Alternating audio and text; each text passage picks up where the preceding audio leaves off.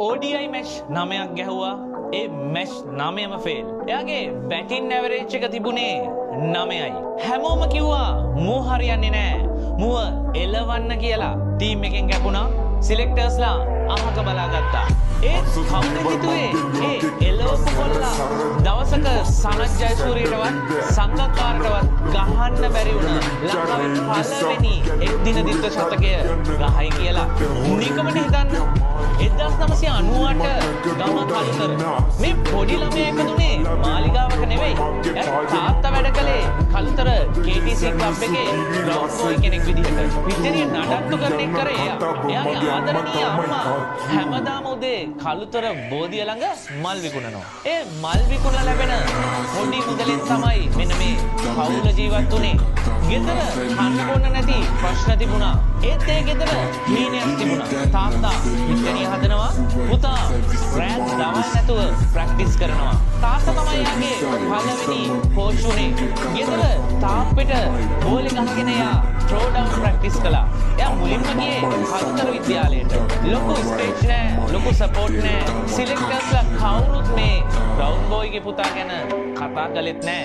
කිසිම social media campaign එකක් තිබුණෙත් නෑ. ඔහු නිකම් සාමාන්‍ය කොල්ලෙක් විතරයි. ඒත් එක මැච් එකෙන් මෙන්න මේ දේ සම්පූර්ණයෙන්ම වෙනස් වුණා.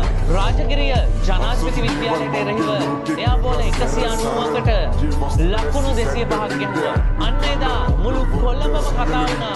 කවුද යකෝ මේ කලුතර කොල්ල කියලා. එතනින් තමයි යාට ඉසිපතන විද්‍යාලයට එන්න පාර හැදුනේ. ඒ ජාත්‍යන්තර ක්‍රිකට් කියන්නේ මල් යහනාවක් නෙවෙයි. එයා නැෂනල් ටීම් එකට ආවා. වෙස්ට් ඉන්දීස් වලදී ටෙස්ට් ඩෙබියු එකේදී පළවෙනි බෝල 20කම එයා ගැහුවේ ලකුණු බිඳුවයි. මුළු ලෝකයම හිතුවා ඉවරයි මූ බය වෙලා කියලා. ඒත් එදා එයා එතනින් නැගිටලා ඩෙබියු සෙන්චරි එකක් ගහනවා. හැබැයි ප්‍රශ්නේ ආවේ ODI වලදී. දිගින් දිගටම ෆේල් වුණා. ඇවරේජ් එක 9ට බැස්සා.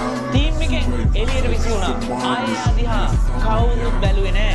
මේ වෙලාවේ මම ඔයාගෙන් දෙයක් අහන්න කැමතියි. ජීවිතේ සමහර වෙලාවට අපිව බිමටම වැටෙනව නේද? බොස් ඔයාව රිජෙක්ට් කරනවා. කෙල්ල ඔයාව දාලා යනවා. සමාජය ඔයාව ගණන් ගන්නේ නෑ. ඒ වෙලාවට ඔයා මොකද කරන්නේ? මම ඉවරයි කියලා අතහැරලා දානවද? මේ කොල්ලා ටීම් එකෙන් කැපුණම ගෙදර ගිහිල්ලා නිදාගත්තේ නෑ. එයා දවසට සෙෂන් 3-4ක් බැට් කළා. තමන්ගේ අඩුපාඩු හදාගත්තා. ඔයා රිජෙක්ෂන් වලට බය නැති වැටෙන පාරට නැගිටින කෙනෙක් නම් පහලින් I am a fighter කියලා දැම්ම කමෙන්ට් එකක් දාන්න. හරි, අපි බලමු එයා දුන්න උත්තරේ මොකක්ද කියලා. 2024 පෙබරවාරි 9 වෙනිදා ඇෆ්ගනිස්තානයට එරෙහිව එයා පිට්ටනියට එනවා. කාටවත් එයාව අවුට් කරන්න බැරි වුණා. බෝල 136යි, ලකුණු 210යි. ඒකත් not out. සනත් ජයසූරියගේ අවුරුදු 24ක් පරණ රෙකෝඩ් එක එයා කැඩුවා. ලංකා ඉතිහාසයේ පළවෙනි එක් දින දිත්ත ශතකය සචින්, රෝහිත්, ගප්ටිල් ඉන්න ඩබල් සෙන්චරි ලිස්ට් එකට කලුතර මල්ලම්මගේ පුතාගේ නමත් ගියා. එතනින් නැවතුනේ නෑ. 2026 T20 World Cup එකේදී ඕස්ට්‍රේලියාවට එරෙහිව ලකුණු 100ක් ගහලා මැච් එකම දිනවනවා. ටෙස්ට්, ODI, T20 ෆෝමැට් තුනේදීම ශතක ගහපු ලෝකේ ඉන්න ඉතාම සීමිත ක්‍රීඩකයෝ අතරට මෙන්න මේ කොල්ලත් ගියා. දැන් ඔයා දන්නවා මේ කවුද කියලා? කලුතර KTC එකේ ග්‍රවුන්ඩ් බෝයිගේ පුතා, කලුතර බෝධිය ළඟ මල් විකුණපු මල්ලම්මගේ රත්තරන් පුතා, ලංකාවේ නිහඬ වෙඩිඋණ්ඩය පැතුම් නිසංක.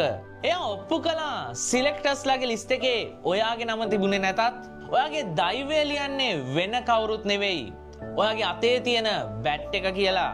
ඔයා ඉපදුනේ කොතනද කියන එක අදාළ වෙන්නේ නැහැ. වැඩ කොතන හිටියත් වැඩම තමයි. ඔයාගේ